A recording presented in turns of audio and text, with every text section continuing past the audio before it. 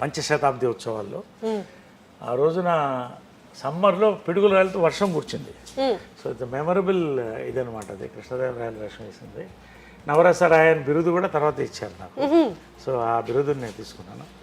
ఇది నా last jump. ఇక్కడ ఫస్ట్ జంప్ చూసారు ఇందాక యాక్సిడెంట్ అయ్యింది అన్నారు కూడా కదా, the leap before the accident. Take ఆఫ్లో ఉంది బైక్, లాస్ట్ యాక్సిడెంట్ అది. ఇది ఇది లాస్ట్ అంటే ఈ ఇన్సిడెంట్ ఏంటంటే జనరల్గా తల్లులకి కొడుకులకి మధ్యన ఇలాంటివి జరగవు. ఆమె షూట్ చేయాలి, జంప్ చేయాలి బైక్లో. అది జనరల్గా ఒక తల్లి కొడుకు అలాంటి సన్నివేశాలు రావు కదా. 100 కోట్లలో ఒకరికి వస్తుందేమో, అంతేగా ఆలోచిస్తే 100 కోట్లలో ఒకరికి. చాలా జంపులు నాతో చేయించిన ధైర్యంగా వాడు చేస్తాడు అనేది.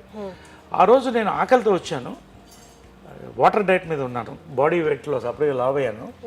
చెప్తుంది మార్నింగ్ వస్తే కోపంగా ఇలా చూస్తుంది నన్ను, లేట్గా వచ్చావని. టేక్ అన్నాను, ఒక జంప్ అయిపోయింది, 1 మోర్ అన్నాను. అది టేక్ ఆఫ్ అయితే స్టంట్ మాస్టర్ కూడా లేడు, నేనే స్టంట్ మాస్టర్. అప్పుడు రోప్స్ వేయలేదు. 20 feet ఎయిర్లోకి వెళ్ళి గ్లూకోజ్ డ్రాప్ అయ్యి ఫెయింట్ అయిపోయాను. అప్పటికి చెప్తున్నాను, స్లో మోషన్లో క్యాప్చర్ అయింది మొత్తం. వాడు దిగేస్తాడు అంటుందంట. పడితే ఫేస్ మీద పడ్డాను, పడి మొత్తం బ్లడ్. నాకు తెలీదు, లేచి చూస్తే ట్రాఫిక్లో ఉన్నాను, చూస్తే మొత్తం బ్లడ్ ఉంది, బతికున్నానని తెలిసింది. అమ్మ ఎక్కడా అని అడిగా.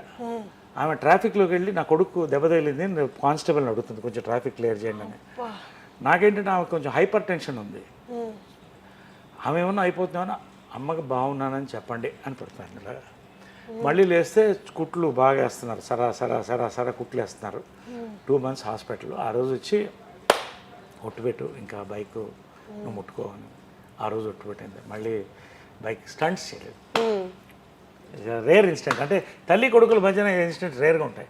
సో మాకు అవన్నీ అలా ఒక ఇది నవీన్ మదర్, నేను 3 generations ఆఫ్ తెలుగు సినిమాని. వాడి 5th birthday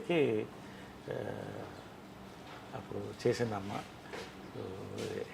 సార్ అంటే మీకు 7 years అప్పుడు కృష్ణ గారిని మ్యారేజ్ చేసుకున్నారమ్మా. మీరు జలస్ ఫీల్ అవ్వలేదా? ఆ ఏజ్లో మీకు ఏం తెలీదా? మీకేం తెలియదు కదా. నాకేం తెలీదు.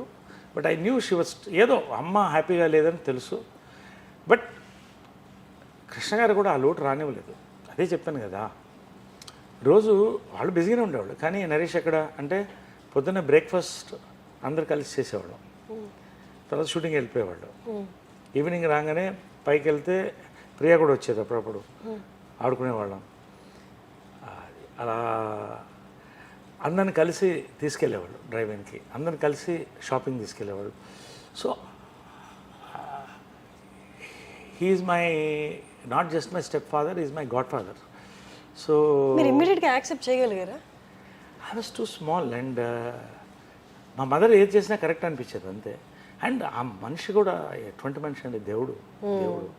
సో అది అలా కంటిన్యూ అయిపోయింది అంతే. ఇది అంటే ఒక సీక్రెట్ చెప్తాను. అసలు మదర్కి చెప్పంది కూడా ఆయన చెప్పేవాడిని, ఆయన ఒక్కతోనే. మళ్ళీ మదర్తో కూడా చెప్పలేదు, తిరుపతి భయం. ఒకసారి ఒక సినిమా 10 సినిమాలు అయిన తర్వాత ఒక సినిమాకి ప్రేమాయణం సినిమా, అట్లూరు రామజీరావు దగ్గర ఉండేవాళ్ళు.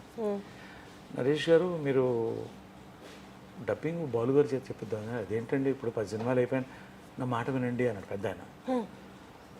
ఉనికి పోయి చెప్పేశాను, ఒప్పుకున్నాను. మదర్ కృష్ణ గారు చూస్తున్నారు సినిమా మెడ్రాస్ థియేటర్లో. మా చెప్పేశారు డబ్బింగ్, బాలుగారు కాదు, బాలుగారే చెప్పారు. నాకు టెన్షన్ వచ్చేస్తుంది. మదర్ చాలా షార్ప్ క్యాచ్ చేస్తుంది. ఆమెతో ఇదేంటి బాలుగారు వాయిస్ అంటే అయిపోయింది నాకు, టాటా తీసేది. ఎందుకంటే ఫస్ట్ సినిమా డబ్బింగ్ చెప్పిన జంజాల్ గారు చెప్పారు, నరేష్ మదర్ని కలిసి, నరేష్ చాలా అద్భుతమైన ఆర్టిస్ట్ అమ్మా, ఆయన చెప్పే విధానం స్టంట్ స్కిల్స్ ఎక్స్ట్రాడనరీ, పెద్ద లైఫ్ ఉందమ్మా. అతను డబ్బింగ్ చెప్తే 10 సినిమాలు చేస్తాడు, బాలు గారు డబ్బింగ్ చెప్తే 10 కాలాల పాటు ఉంటాడు, మీ ఇష్టం అన్నాడు. తాట తీసిందని పట్టుకో, తెలుగు వాడివి, ఒక దర్శకురాలు కొడుకువి, సిగ్గులేదు నీకు అని. మా ఓన్ డబ్బింగ్ థియేటర్ అప్పుడు కూడా ఉండేది మెడ్రాస్లో. ఎన్టీ రామారావు ఓపెన్ చేశారు, విజయకృష్ణ. అదే మళ్ళీ విజయకృష్ణని క్రియేట్ చేశాను. సో డబ్బింగ్ థియేటర్ మాకు ఉండేది, స్టూడియో ఉండేది. దాంట్లో రీల్స్ వేసి కృష్ణ గారిని నన్ను ప్రాక్టీస్ చేయించేది. తర్వాత జంజాల గారు ఒత్తులు ఖ భ ధ నేర్పించి బాలు గారు వచ్చి బయటకు వచ్చి నరేష్ ఎంత అందంగా ఉన్నావయ్యా 17 ఏళ్ళు చాలా బాగా యాక్ట్ చేస్తున్నావు ఒక తెలుగు బాగా మాట్లాడితే బాగుంటుందయ్యా అని వెళ్ళిపోయాడు ఆయన. ఆయన వాయిస్ ఉంది వినిపిస్తాను. నాకు లాస్ట్ వరకు కూడా బాలు గారు ఒక ఆయన గోల్డెన్ నా హార్ట్ ఆయన ఫస్ట్ పిక్చర్ డబ్బింగ్ చెప్పాడు. సో వెళ్ళిపోతూ నువ్వుగా డబ్బింగ్ చెప్పాలి అని వెళ్ళిపోయాడు. ఈయన డబ్బింగ్ చెప్పించేవాడు నాకు జంజాల గారు. తర్వాత ఇదే బాలు గారు నన్ను సారథి స్టూడియోలో కలుసుకొని 25 years తర్వాత నరేష్ ఒకసారి ఇట్రా అన్నాడు. ఏంటి గురుగారు అన్న,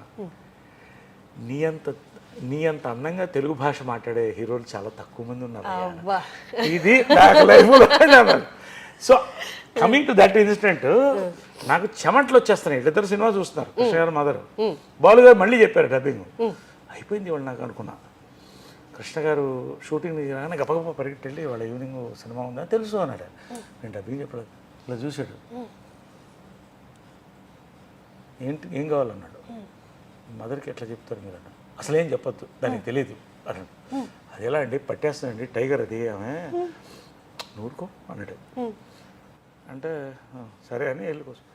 సినిమా అంతా చూసిన తర్వాత చాలా బాగుంది, డబ్బింగ్ కూడా బాగా చెప్పేవారు, వెళ్ళిపోయినారు.